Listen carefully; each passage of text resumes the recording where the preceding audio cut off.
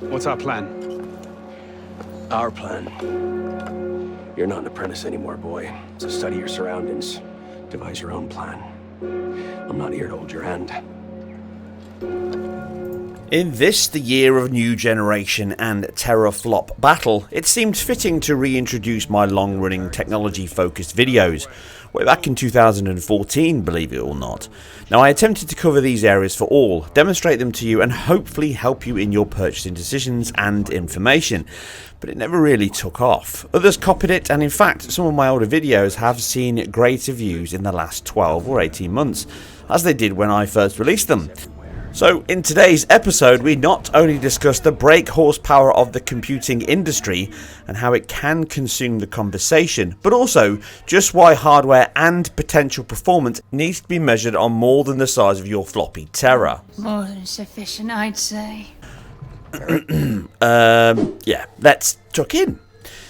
Now, the long-standing focus on the teraflop really stems from the PC GPU market. Nvidia have long since stood on the shoulders of this figure for each and every new architecture and card launch. The need to increase the count year on year has been a driving factor in their market and more so mindshare dominance. They themselves fell victim to this in the RTX 2000 launch, as the market was not quite as happy to pay a few $100s or pounds more for a much smaller increase in those teraflops than prior years. Now, this was partially the reason such a focus was put on the RTX cores and what they offered. Now, this is nothing new though. AMD also do this, and back in the early days of computers and consoles, it was all about the bits. Now, in the motorbike and car world, this is the equivalent of brake horsepower figures. As it is an easy figure to market, it's easy to understand and hook people into. And just like that figure, it is important, but not the be-all and end-all of gauging a piece of hardware's performance ceiling. And here's why. When we discuss consoles and PC, the constant point that is raised towards the PC is that it is the best place to play, from a purely technical level. That is absolutely true, but it comes at a cost, and as I always say, PC brute forces to the top, but the value or bang for your buck. Now, is that really as good? Now, we can test this with as close as I can get to identical settings, resolutions and such across a collection of new and old games, while also showing you if the PC can actually last a console generation or not. But the choice this time is the Xbox One, the S model here, which is a very slight increase in GPU over the base model, and the first of the Maxwell cards from Nvidia in the 750 Ti, a decent 1080p level that was aimed at the Xbox One level of performance shortly after launch, very close in fact. Now, this is paired with an FX 8350, a 8-thread CPU running at 4.2 GHz, way in excess of what's possible in the Jaguar cores, and some of the tests and why I've kept them to a minimum will be affected by the CPU, but that's a video for another time, and it is coming. There is a very detailed video that I've already started working on that as well. Now, on paper, the machines out of the box are very, very close in terms of specs. You can see the examples on screen. At base clocks, we bring them to almost the exact same teraflop level. Taking this with the GPU clock of the 750 Ti at 1090 MHz is all we need to bring them in line. Now, taking an early title that was developed as Xbox One lead platform in Advanced Warfare, we can test the max rate at 60 Hz for the console and fully unlocked on the PC. Now, here we can see the 750 Ti is the limiting factor here, not the CPU. Unsurprisingly, and likely a combination of fill rate and bandwidth is the blocker here, with it breaking free of the 60 FPS limit at points, but then dropping back significantly over the Xbox One S.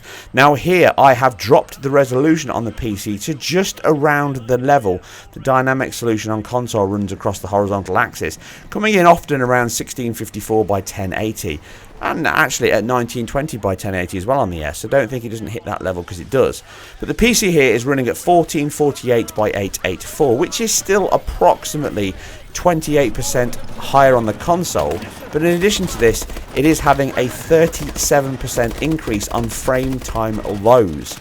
The Xbox One S is pretty much locked 60 FPS. There is a little bit of mild tearing in the game, but none of this point at this tested section here. But the reduction in bus speed of the 750 Ti by half at 128 bits over the Xbox One S's 256 bit, and the Xbox One itself, and the EDRAM, does help the console here when used correctly. I think we can safely assume that this title uses it correctly. But the teraflops here are equal. So surely this cannot be the case, can it? Well, let's test a little more. To push on from here, I will overclock the 750 Ti to as high as I can get it to go with a stable level. That's 24% over the Xbox One S with a new clock of 1356 megahertz or 1.3 gigahertz. Gives it a total of 1.74 teraflops now. I've also added another 260 megahertz to the memory clock just to enhance the bandwidth here and push up the fill rate of both pixels and textures. So at this point we must be seeing at least an increase over what we're getting on the Xbox One S, shouldn't we? I mean, we're literally talking just about the teraflops here. Don't mind all the other figures that I've just showed you on screen, and even more that we can talk about at another time. It's all about the teraflops, right? Well, let's move on to the next game in our list, and I think that would be good as a Xbox One specific title developed specifically for the console, and that's Forza Horizon 4. Brand spanking new, came out only recently, and it really does push the hardware very well indeed, and it runs at 60 FPS on the Xbox One X. So what do we get here running them both side by side in the opening sections? Nice and closed, nice and controlled.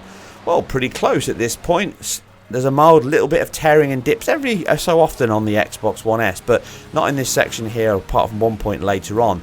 It's very much a locked 30 FPS, bar a few hiccups here and there. And the 750 Ti is doing a very good job of keeping as close as it can to that level as well.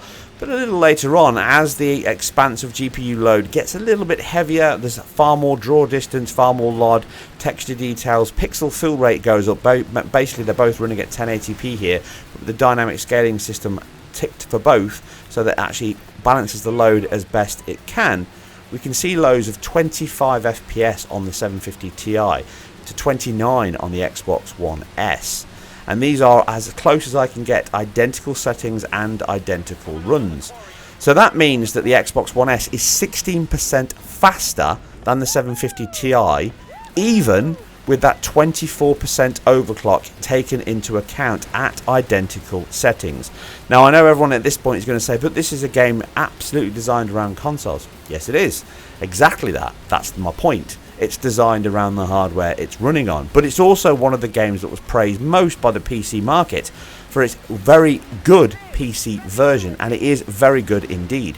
This was designed to run across multiple pieces of hardware and platforms, not just console but also PC, and it does it very well and it scales very well. But as you can see, even with more teraflops, 750 Ti falls behind the Xbox One S. So is that always going to be the case? Well, let's move to another title that was developed around the Xbox One, Rise of the Tomb Raider. Again, running at 1080p on both versions because this is a 1080p title. The cutscenes drop lower, but I haven't touched those in this tested section here. We can see in one of the most stressful sections, which a lot of people all pointed and said this is the CPU and this is the reason why it's dipping. It's not the CPU. There are points in any game where the CPU might be an issue, and you will have those, but here in the Thermo Valley, this is GPU limited most of the time, and what we can see is with some tearing included, the Xbox One S can drop down to lows of 26 FPS, but the 750 Ti can go even lower to 21, and the average is 25 versus 29, and that's even including running higher than 30 FPS, which the Xbox One S can't because it's capped at 30. That's a 23% increase on the Xbox One S over the 750 Ti, or we're looking at 80% performance level of the 750 Ti. And again, let's not forget this is overclocked with more bandwidth and more teraflops, 24% of them in fact. So if you wrap those two together, this is nearly 50% over what we're getting on the 750 Ti. 50%. Again, some of this is down to the fact that it's specifically developed around the hardware itself, and therefore it's using that correctly, but it's not just the fact that it's developed around that hardware and the API levels, and the driver level is probably better. It's also the fact that the hardware overall has a lot more going on. We've already mentioned the bandwidth is twice the level at 256 bits, but on top of that, it has a 20% increase to the TMU, the texture mapping units. Now, that and the ROPs, which are the same, 16 ROPs on both cards, does make both machines limited on its pixel fill rate. Arguably, 1080p is within reach, and as we've seen on many titles on both cards, it can reach it. But it does leave it a little hamstrung. It would be better with more ROPs. This is effectively your raster output units that draw the pixels to the screen. But it's not just that. Texture mapping units, having more of those means you can do more work on that card over what you can do on the 750 Ti. And in addition to that, even though it's overclocked, it's running less shaders, 20% less shaders in fact. Let's go back to the average comparison that we did on the hardware specs between both machines. You can see what I'm talking about. The throughput of the console is only as fast as its slowest point. That's true of absolutely everything, be it a computer, be it a graphics card, a CPU, a motorcycle. It doesn't matter, the rider. It's all about the slowest point. And as you can see quite clearly, both machines have a high point and a low point. For the S, that's its bus width, the bits, and its bandwidth, the gigabytes per second. It's a huge advantage that it just cannot be beaten by the 750 Ti, no matter how much you clock it. And the other element is obviously the texture fill rate, which is also lower on the 750 Ti. And it really is going to struggle to get anywhere near close to what the Xbox One can do. Although it's not that far off, it's a combination of these two which reduce the performance of the 750 Ti the most. But where the 750 Ti exceeds is its pixel fill rate. Because it can be clocked much higher, it can push much higher levels of pixel fill rate on screen. This means that at times when it's fill rate limited, it can push above the 750 Ti at least, can push above the Xbox One S. But most of the time, games will be designed around not being limited by that. And if they are, you just reduce the resolution, which instantly fixes that problem. And both of these cards don't really go above 1080p. It's just not an option. And they're mostly bandwidth limited, ALU limited, geometry limited, shader limited, and that's the reason why we're seeing such a big difference in these games. You can clock this as high as you wanted to, but that gap will always be there. But the biggest deficit that it has over the other consoles, both the Xbox One and the PS4, is RAM. It only has 2 GB of GDDR6, which leaves it heavily limited on many titles. This means that it has to rely on using system RAM, pulling it through the PCIe Express, which is an important factor we'll touch on in another video, but also the fact that it means it can't load lots of assets, high textures, better quality textures than the Xbox One. Earlier titles you won't really see it, and I was saying this right back at the beginning of the generation, do not buy a 2 gig card. I say exactly the same thing now, do not buy a 4 GB card. It's pointless. You will be limited heavily already on certain titles, and you will definitely be limited in the next year or two when both new consoles come out and start pushing the level higher than what we're seeing at the moment. Oh man, I dread to think about it. Hey! There he is! Watch where you're going! Take it easy, Are you about to kiss that guy or punch him? Oh, and we have our answer!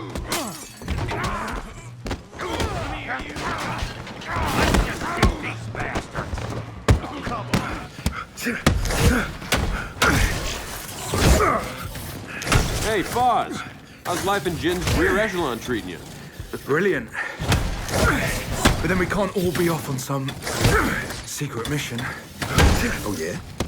How'd you hear about that? This is... Your wife refused the idea of bringing the hammer back online.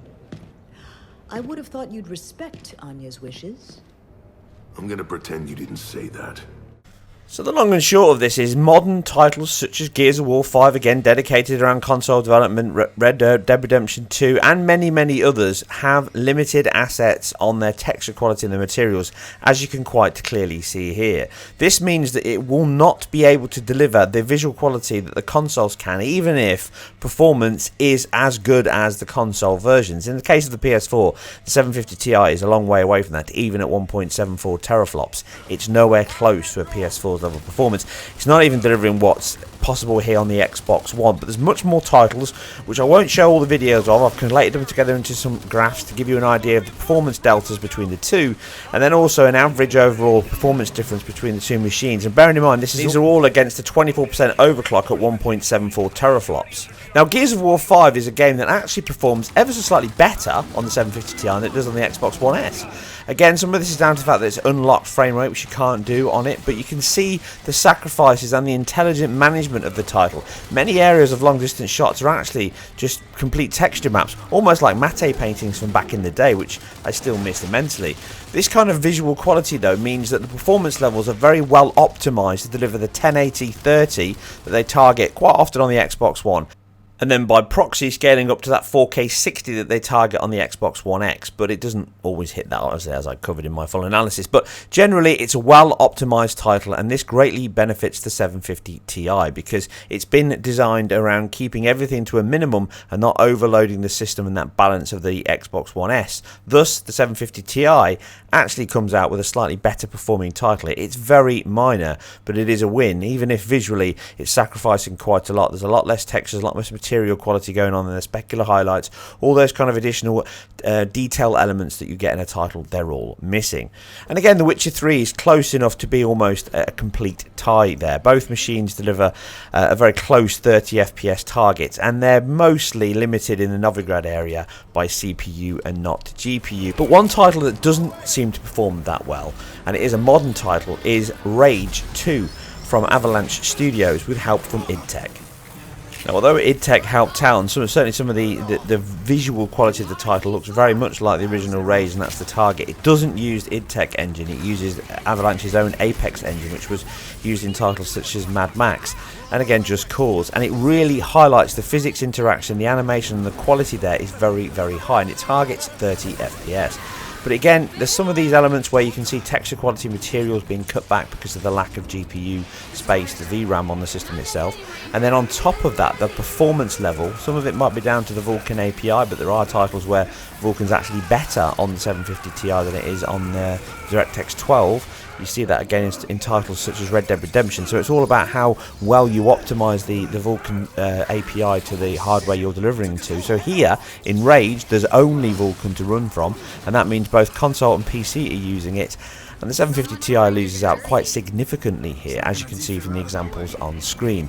And this again is at the same levels of resolution, 1600 by 900, the same settings with GI turned off. You can see in cutscenes it struggles immensely, definitely 100% GPU limited here.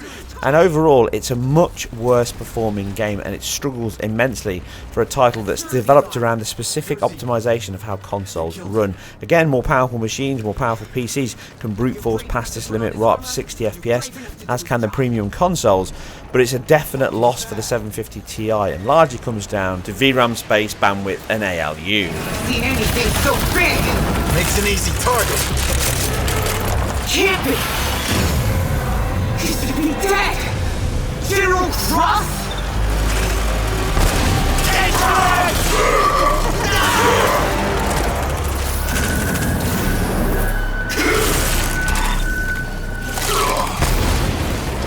I want the first Genis. Kill everything else.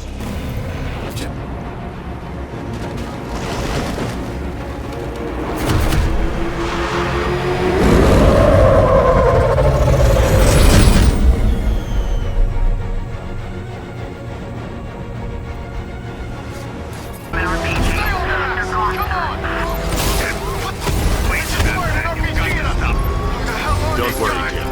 He's mine. Pull back now. That's an order. Let Batman deal with this. 5-6 has taken a direct hit from an RPG. He's hitting canal side at high speed. Wait, Batman, you've got the stuff. Don't worry, Jim. He's mine. So the sumptuous Arkham Knight still delivers a good balance of gameplay, and it has been heavily optimized on PC now compared to what it was like when it first launched. But you are limited to low texture resolution. That 2 gigabit of space here is gigabytes of space is all you have left, and therefore it means you do again suffer ever so slightly from some bitmap loading in, which you don't see as often on the Xbox One S. In the Gotham driving around the Batmobile sections, it's CPU limited. Streaming in that data, the Xbox One S suffers more, and it performs worse overall overall than the 750 Ti and the FX8350 here.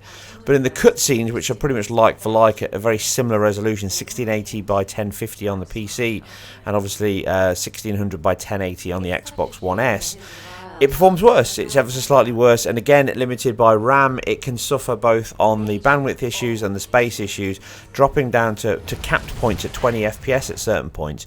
There is obviously tearing on the Xbox One S, but the adaptive rate version here on the PC just tears all the time, so it really is an unfair advantage. That's why I've turned it off here, because it just constantly tears at every single frame, and therefore it's giving it a massive increase. And remember, I'm trying to keep this as balanced. It's not about competition, it's about overclocking the machine to show how close it can go. This is still overclocked, it's still performing generally worse in GPU limited sections than the Xbox One S, but overall it's very close between the two, like I say, because the CPU limit and the streaming assets of the title, which does suffer, is still a problem on console versions. Go, go, go! We got the target, sir. He's cornered.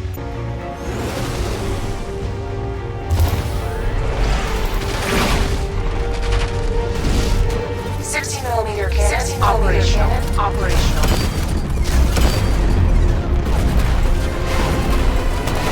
Fire suppressor engaged.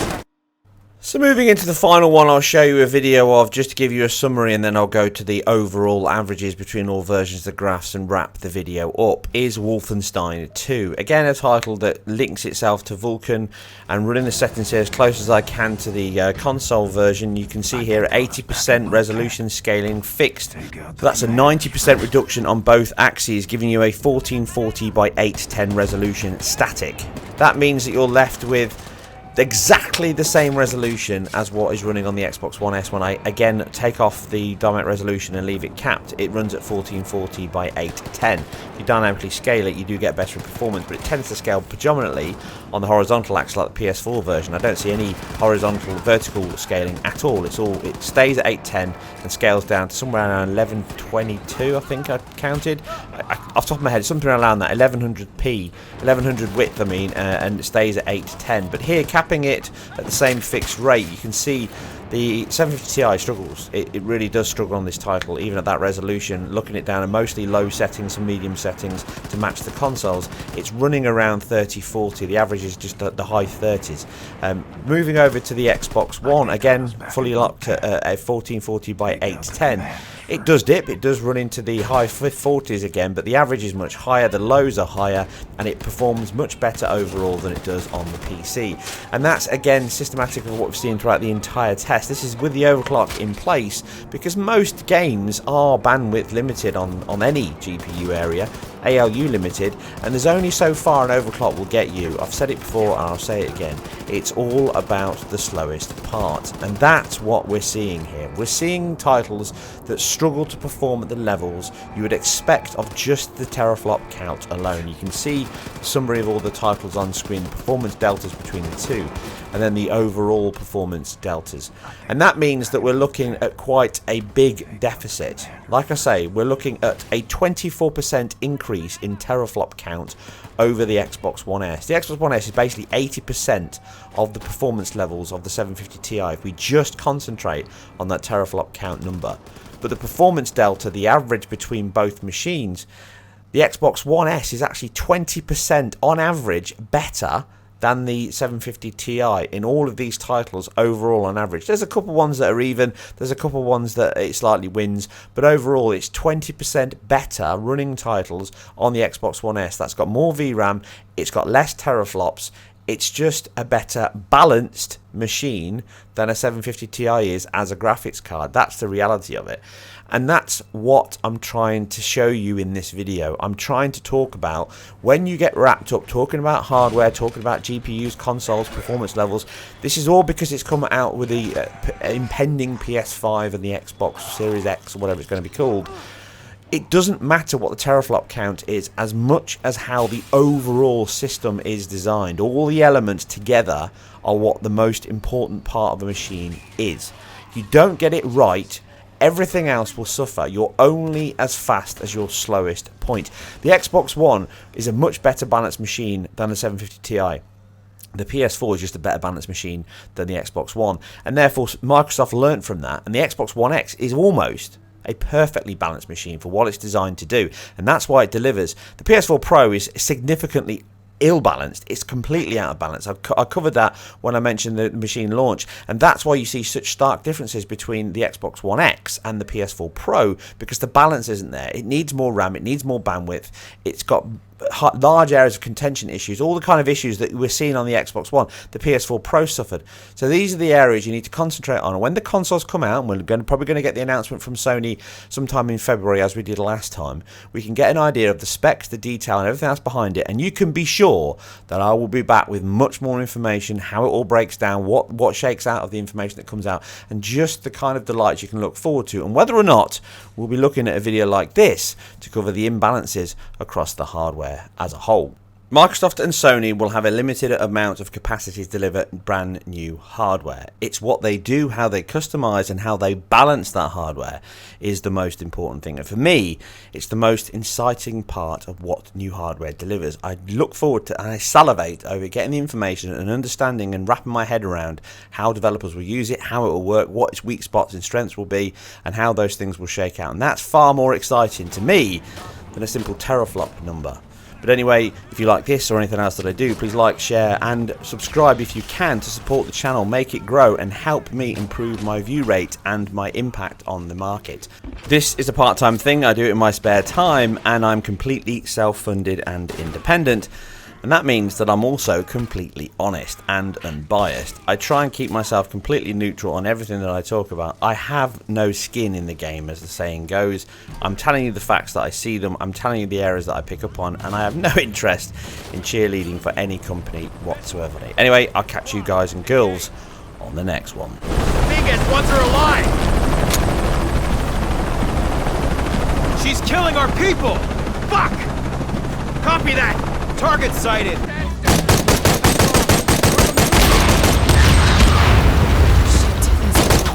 in! What's up? Reports of more gunfire. Copy. More coming in.